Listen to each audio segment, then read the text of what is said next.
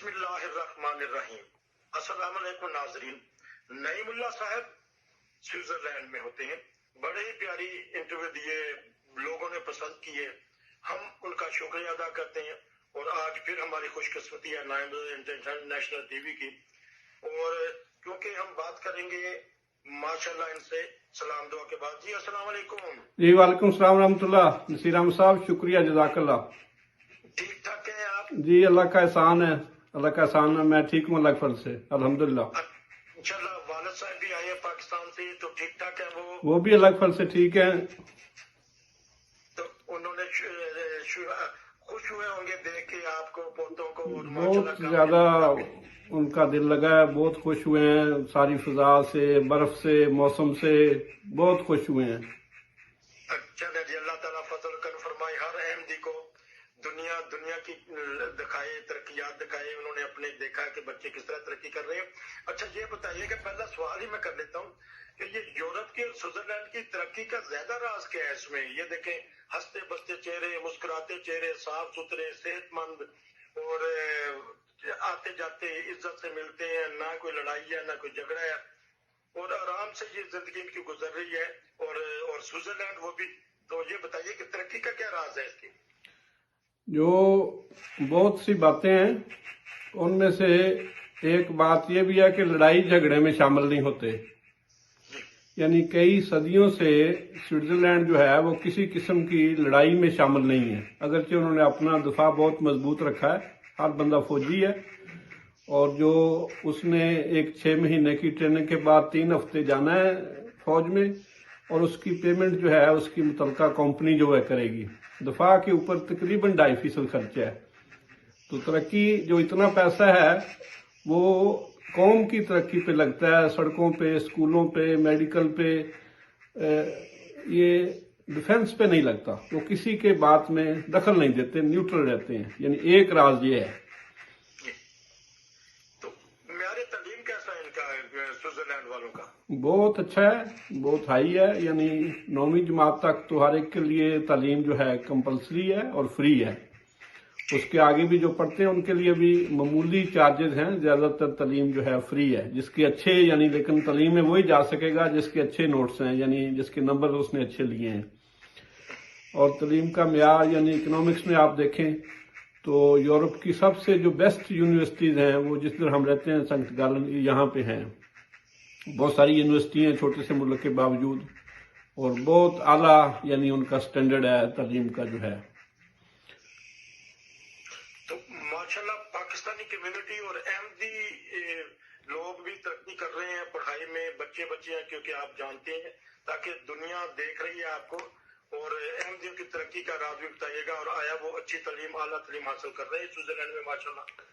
احمدیوں کی جو ترقی کا راز ہے وہ تعلق باللہ سے ہی ہے، کیونکہ مسلم صاحب کو اللہ تعالیٰ نے فرمایا کہ میرے فرقہ کے لوگ علم و معرفت میں کمال حاصل کریں گے، اور وہ اپنی سچائی کے نور اور دلائل کے زور سے سب کا منہ بند کر دیں گے۔ احمدیوں کی جو ترقی ہے وہ یہ ہے کہ وہ پڑھتے بھی ہیں، اور جو باقی وقت ہے وہ دنیا کی خدمت کرتے ہیں، اسلام کی خدمت کرتے ہیں، اور فضول باتوں میں وہ نہیں پڑھتے، اور ساتھ ساتھ وہ دعائیں کرتے ہیں، یعنی مذہبی تعلیم لیتے ہیں، دعائیں کرتے ہیں، اور ان سے زیادہ پڑھنے کی کوشش کرتے ہیں۔ وہ کسی فضول بات میں شامل نہیں ہیں۔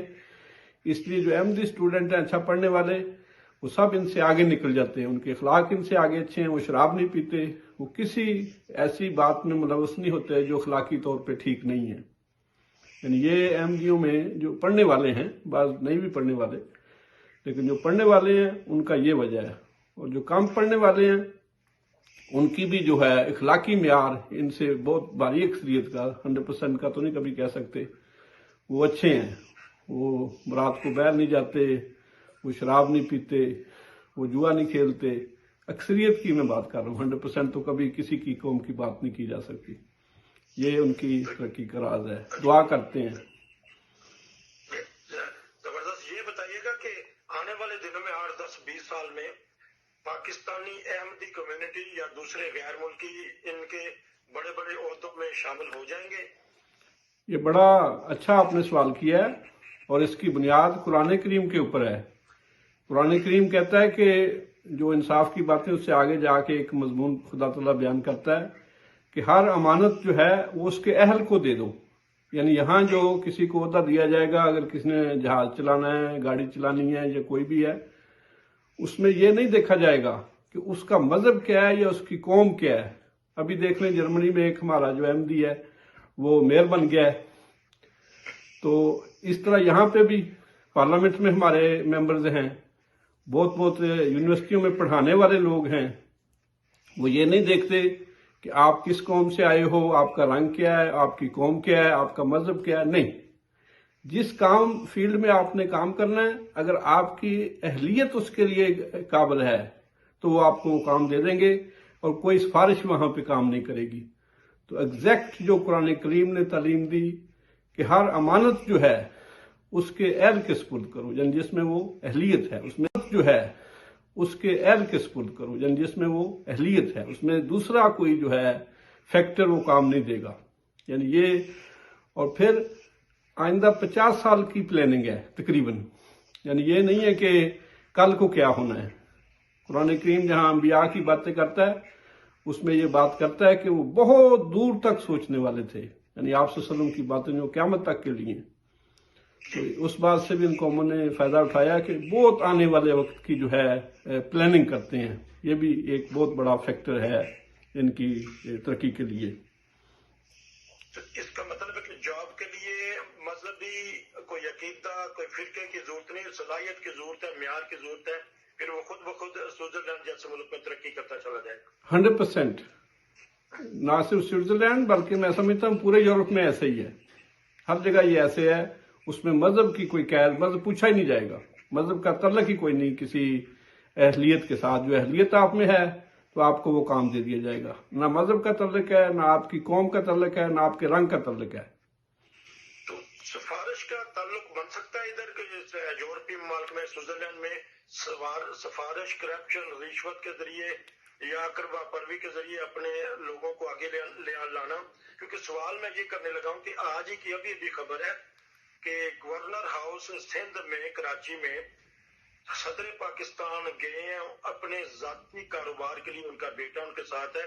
وہاں انہوں نے تقریب کی ہے، وہاں ایک دعوت دی ہے، تقریب کی ہے نجی کام کے لیے، کاروبار کے لیے، اور گورنر ہاؤس کو استعمال کیا ہے. کہنے والے کہتے ہیں کہ اگر یہی یورپ میں ہوتا، یہی اگر سوئٹزرلینڈ یا آسٹریلیا میں ہوتا تو وہ تو اس کو استعفیٰ دینا پڑتا صدر کو یا جو بھی متعلقہ عہدیدار ہوتا ہے. جی آپ بتائیے گا. یہ جو بھی کسی کے پاس ہوتا ہے، میں نے، یعنی مجھے 1991 سے میں یہاں پہ ہوں، 30 سال عمر کے گزر گئے یہاں پہ، اور یہ بہت بڑا ایک زمانہ ہے. میں نے نہیں کبھی محسوس کیا کہ جو لوگ ہیں اپنے عہدے کا کوئی اس کا نجائز استعمال کرتے ہیں. کوئی نہ کوئی تو ہوگا. جیسے میں نے درمیان میں بھی کہا، شروع میں بھی کہا کہ 100% ہم کبھی کسی چیز کی گارنٹی نہیں دے سکتے، لیکن جو نتائج ہے وہ ہمیشہ بھاری اکثریت ہم نکالتے ہیں. یعنی میرے علم میں آج تک کوئی بات نہیں آئی. اور یہ جو سفارش کی آپ نے بات کی ہے، جب آن حضرت صلی اللہ علیہ وآلہ وسلم کے پاس ایک عورت کا کیس آیا کہ اس نے چوری کیا، تو آپ صلی اللہ علیہ وسلم نے کہا کہ ٹھیک ہے، اس کے ہاتھ کاٹ دیے جائیں. تو ان کے پاس ایک سفارش گئی ہے اسامہ بن زید کی. زید یعنی آپ سے ان کے جو غلام تھے جن کو آپ نے منہ مولا بیٹا بنایا، اور ان کے بیٹے کی. تو آن حضرت صلی اللہ علیہ وسلم نے بڑے جلال کے ساتھ فرمایا کہ اگر اس عورت کی جگہ میری بیٹی فاطمہ بھی ہوتی تو اس کے ساتھ بھی یہی سلوک کیا جاتا. اور پھر فرمایا صلی اللہ علیہ وسلم کہ آج تک جو قومیں تباہ ہوئی ہیں وہ اسی لیے تباہ ہوئی ہیں کہ جب کوئی بڑا آدمی جرم کرتا تو اس کو چھوڑ دیا جاتا، اور کوئی چھوٹا آدمی جرم کرتا تو اس کو سزا دی جاتی. تو یہ فرمایا معیار کہ یعنی میں محمد صلی اللہ علیہ وسلم کی بیٹی بھی اگر یہ کام کرتی تو اس کے ساتھ بھی یہی سلوک کیا جاتا. تو یہ سفارش نہ ماننے اور انصاف کا معیار ہے. اور آگے جا کے احسان کی تعلیم بھی شروع ہو جاتی ہے. یعنی ایک آدمی اس نے قرضہ لیا ہے، وہ نہیں دے سکتا تو کچھ دیر کے بعد اس کا قرضہ جو ہے وہ ختم کر دیا جائے گا، یا کچھ چند سالوں کے بعد، یا قسطیں کر دی جائیں گی، یا کم کر دیا جائے گا. خالی انصاف پہ کوئی معاشرہ دنیا میں زندہ نہیں رہ سکتا جب تک کہ احسان کی تعلیم جو ہے وہ ساتھ نہ دی جائے. یعنی ایک آدمی کو مشکل پڑ گئی ہے کوئی بھی، تو یہ نہیں کہ اس کے قرضوں میں سود ڈال ڈال کے اضافہ کرتے جاؤ اور اس کی نسلیں در نسلیں مقروض ہوتی چلی جائیں. کچھ دیر کے بعد وہ بس اس کو پتہ چل جاتا ہے کہ اگر ان کی انکم نہیں ہے تو وہ آدمی کلیم نہیں کر سکتا، اور کچھ دیر کے بعد وہ چیزیں جو ہیں ختم کر دی جائیں گی. تو یہ خالی عدل جو ہے اس کے اوپر کوئی معاشرہ نہ قائم رہ سکتا ہے، نہ ترقی کر سکتا ہے. احسان کا سلوک کرنا پڑے گا، اطاع ذی القربیٰ کا سلوک کرنا پڑے گا، یعنی جس طرح آپ اپنی فیملی سے کرتے ہو اس طرح کا سلوک کرنا پڑے گا. تو لیکن اگر پاکستان کے حالات دیکھیں تو آج کل وہاں عدلیہ اور لڑ رہے ہیں آپس میں، عوام لڑ رہے ہیں، اور ججز جو ہمارے معزز ججز ہیں ان کی بھی وہ عدالتوں میں پیشی ہوتی ہے. ابھی آج ہی کے دن جو گلگت بلتستان کے چیف جسٹس رہے ہیں یا جج رہے ہیں وہ آج اسلام آباد کورٹ میں حاضر ہوئے، تو جواب طلبی ہو رہی ہے. تو ہمارا عدل کا نظام کتر بتر کیوں ہو گیا ہے پاکستان میں؟ اس کی ایک ہی وجہ ہے. اگر تو وہ سمجھتے ہیں کہ یہی دنیا ہے، یہاں پہ یہ حساب کتاب ہونا ہے سارا، تو پھر اس وجہ سے یہ سب کچھ کرتے ہیں.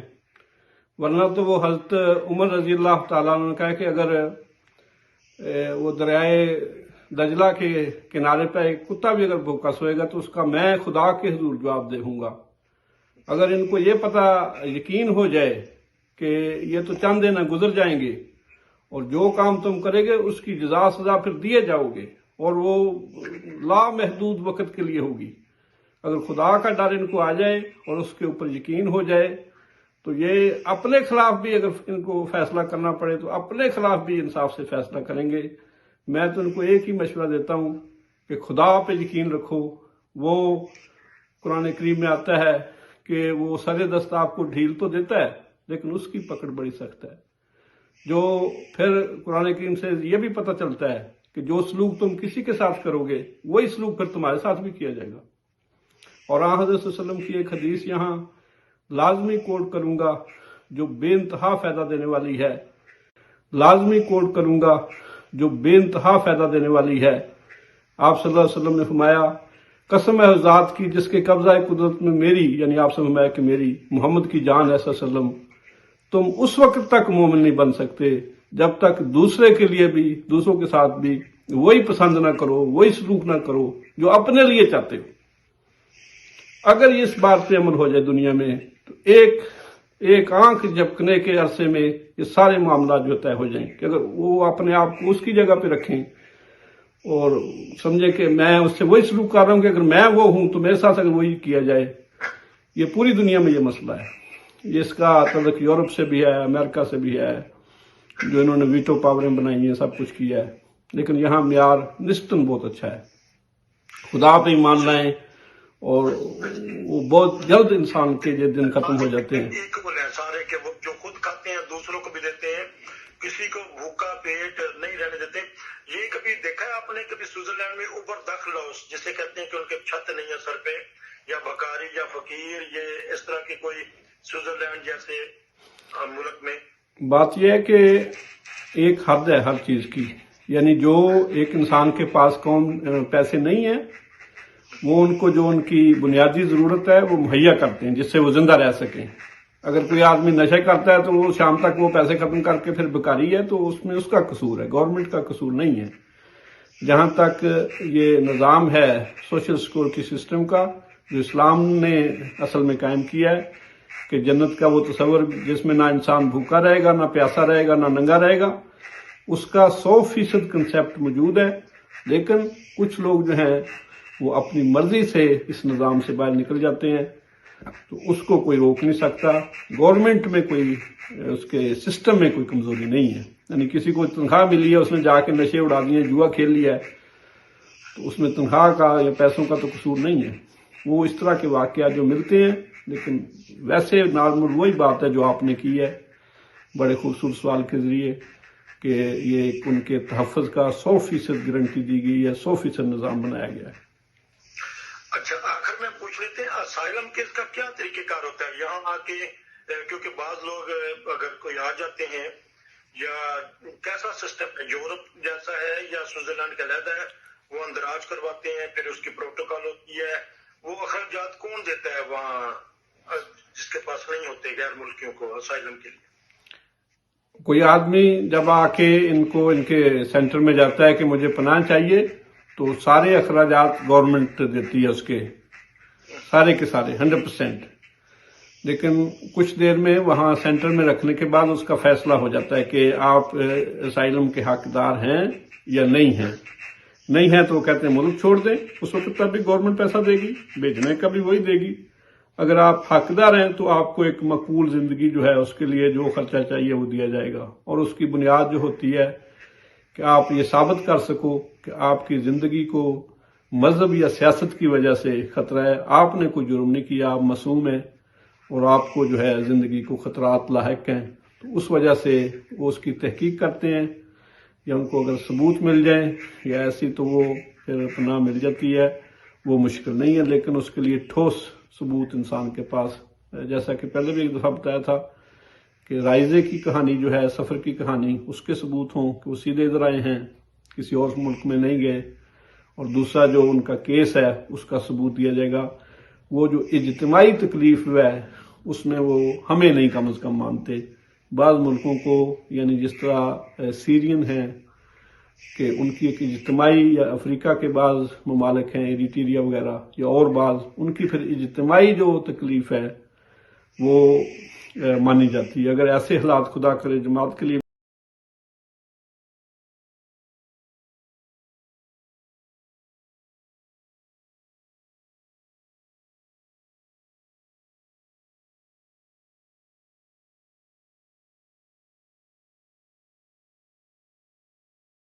تو یہ بتائیے گا کہ دوسرے ممالک سے مطلب کیا کہ یورپی یونین میں تو یہ شامل نہیں ہے سوئٹزرلینڈ. جی، تو اگر وہ یورپی یونین میں کوئی اگر بندہ رہ رہا ہے، آیا وہ سوئٹزرلینڈ میں آ کے کیس نہیں کرا سکتا؟ وہ اگر وہاں پہ اس نے کیس کروایا تھا، اس کا ریجیکٹ ہو گیا تو کروا سکتا ہے. آ کے بتایا کہ میں ادھر آیا تھا، میرا انہوں نے نہیں مانا، آپ میرا کیس کرو. یہ 100% کروا سکتا ہے. اسی طرح جو بھی یورپ کے نیشنل لوگ ہیں وہ بغیر کسی مسئلے کے اگر ان کو یہاں کام ملتا ہے تو کام کر سکتے ہیں، بشرطے کہ ان کو کوئی آدمی، جس کو جرمن میں ہم آربائٹ گیبر کہتے ہیں، کام دینے والا کام دے، اور اس فیلڈ کا، اس کا متعلقہ بندہ یہاں کے متعلقہ علاقے میں موجود نہ ہو. یعنی یہ نہیں ہے کہ بندہ ادھر موجود ہے اور وہ آپ یورپ سے لے لو، یہ نہیں ہے.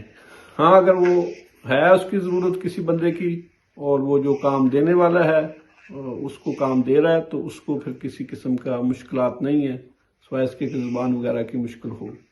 جو نیشنل آدمی ہیں وہ کام کر سکتے ہیں آ کے بغیر کسی پرمیشن کے، اگر باقی سرکمسٹانسز ان کے ہاتھ میں، حق میں ہوں تو. تو آپ کا بہت شکریہ. لیکن یہ آخری میں کورونا کے حالات کے بارے میں بتا دیں گا کہ ساؤتھ افریقہ کا یہ جو کورونا ہے، تو اس بارے میں وائرس پھیلا ہوا ہے، تو سوئٹزرلینڈ کی حکومت کچھ پابندیاں لگانے والی ہے کچھ آنے والے دنوں میں، کہتے ہیں. کوئی بھنک پڑی ہے کوئی خبر اخبار؟ اس میں جو ہے، جو نئے قوانین آج بھی یعنی شائع ہوئے ہیں، اس میں انہوں نے جو ہیں احتیاطیں ان کو بہت زیادہ سخت کیا ہے. بچوں میں بھی کی ہیں، ان کے لیے بھی ماسک کا جو ہے قانون بنا رہے ہیں، یا ان کے لیے اس طرح پرائیویٹ جگہ پہ اگر جانا ہے تو وہاں پہ بھی آپ کو جو ہے سرٹیفکیٹ دکھانا ہوگا. اسی طرح جن کو 2 دفعہ جو ہے امفنگ ہم کہتے ہیں جرمن میں، کہ ویکسینیشن جو لگ چکی ہے، ان کے لیے ایک تیسری ویکسینیشن کا انتظام کیا جا رہا ہے کہ جو ان کے قوت مدافعت ہے، امیون سسٹم جس کو کہتے ہیں، اس کو اور بھی بڑھایا جا سکے.